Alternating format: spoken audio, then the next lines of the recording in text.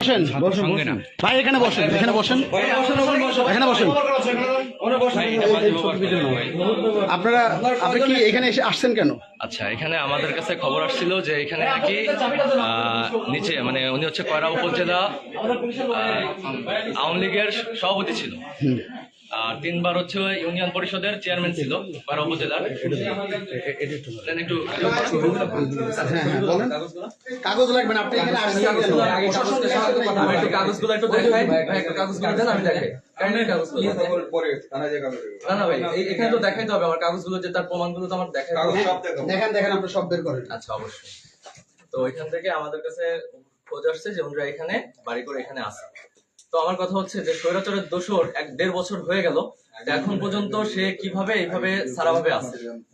আমি তার কাছে জিজ্ঞাসা করছি যে আপনি কি কারোর সাথে কোনো লেনদেন করে এখানে আছেন কিনা। সে আমাকে বলতেছে যে না, কোনো কিছুই না ভাই, আমি কোনো কিছু করি নাই, আপনি ভালোভাবে আমার খোঁজ খবর নিয়ে দেখেন।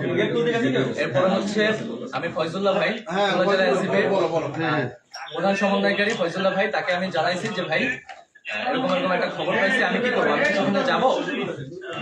আমাকে তৎক্ষণাৎ বলছে যে আচ্ছা ঠিক আছে, তুমি আপনি এখানে আসেন, কই যাচ্ছেন আপনি? আরে এটা বসেন না, আপনি সাংবাদিক, এখানে বসেন, এখানে বসেন।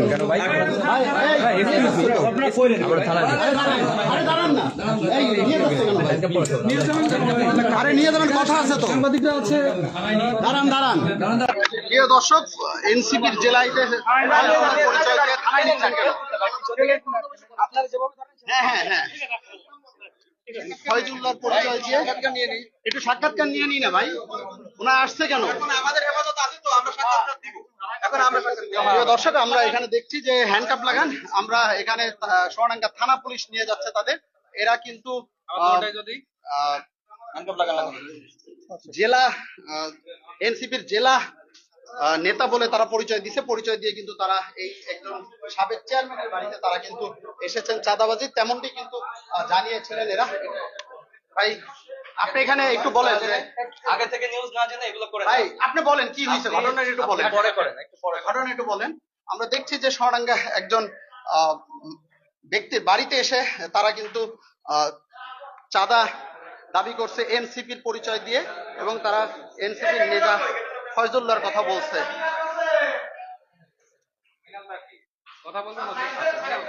আপনারা দেখতে পাচ্ছেন এই যে তিনি এসেছে, আমরা কিন্তু ভুক্তভোগীদের সাথে কথা বলবো যে তারা কয়জন আসছিল আপা আপনাদের এখানে? পুলিশ ভরা সাংবাদিক ভরা 3 জন আসছিল, 3 জন আসছে। আমরা কিন্তু এই যে একজন, 2 জন, আমরা আরেকজন হচ্ছে, এই যে মোট 3 জন কিন্তু এখানে এসেছে, এবং আমরা দেখছি যে সোনাডাঙ্গা থানা পুলিশ তাদের এই মুহূর্তে থানায় নিয়ে যাচ্ছে।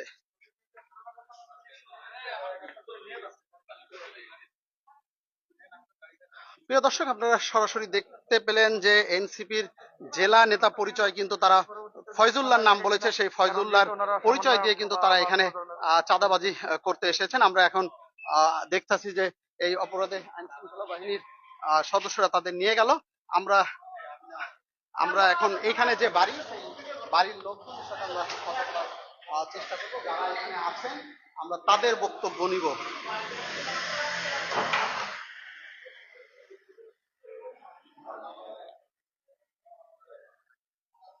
ভাই ঘটনাটা কি ঘটছিল একটু আমাদের যদি একটু বলতেন ভাই। একটু আচ্ছা, এখানে এনসিপির পরিচয়ে তিনজন ব্যক্তি, আওয়ামী লীগ পরিচয়ে একজন সাবেক চেয়ারম্যান কয়রায় বাড়ি, ওনার বাড়িতে এসে ওনাদেরকে মানে খারাপ ব্যবহার করা শুরু করে এবং চাঁদা দাবি করে এনসিপির পরিচয়ে, যে 20 লাখ টাকা না দিলে আপনাদেরকে ধরে থানায় নিয়ে যাওয়া হবে।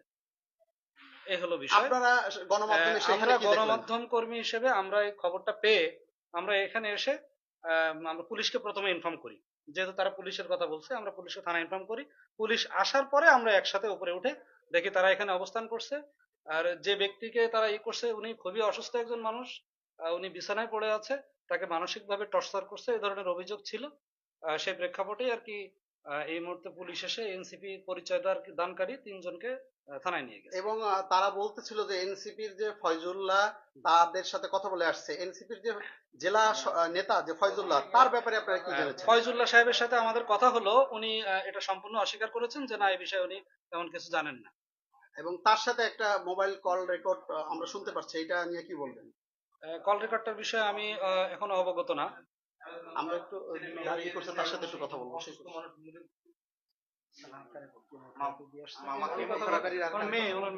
আমরা একটু ঘটনাস্থলে যে তার মেয়ে ছিল, আমরা মেয়ের সাথে একটু কথা বলবো যে আপা আসলে ঘটনা কি ঘটেছিল, আপনি সরজমিনে ছিলেন, যদি একটু বলতেন।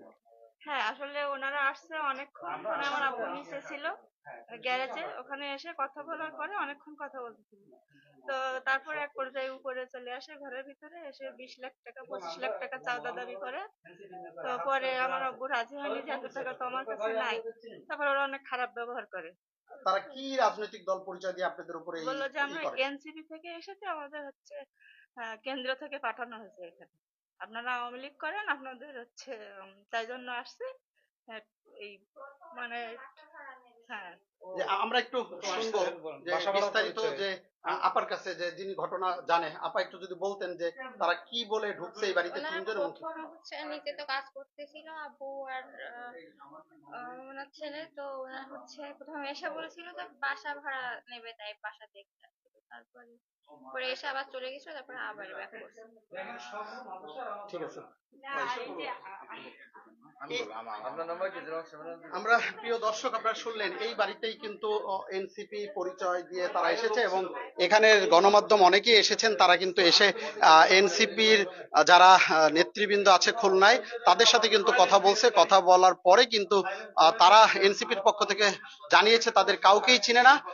এই ঘটনায় কিন্তু আসলে আহ, এই যে মব সৃষ্টি তৈরি করে মানুষের কাছ থেকে টাকা আহ, আত্মসাৎ করা এবং চাঁদাবাজি করা, এগুলো কিন্তু আসলে এই শহরে একটি ব্যাধি হয়ে উঠেছে। আইন শৃঙ্খলা বাহিনীর তারা হস্তক্ষেপ চায়। এই ঘটনায় আপনারা আইন শৃঙ্খলা বাহিনীর কাছে কি দাবি করছেন? আমরা চাই ঘটনার মানে সুষ্ঠু বিচার হোক। এভাবে যদি প্রতিটা ঘরে ঘরে যদি চাঁদা দাবি করে তাহলে তো আসলে সম্ভব না। আর 20 লাখ টাকা 25 লাখ টাকা করে চাঁদা দাবি করছে, বলছে যে চাঁদা না দেওয়া হলে পুলিশে দিবে আর কি। মানে এরকম ভয় দেখাচ্ছে, বিভিন্ন রকম হুমকি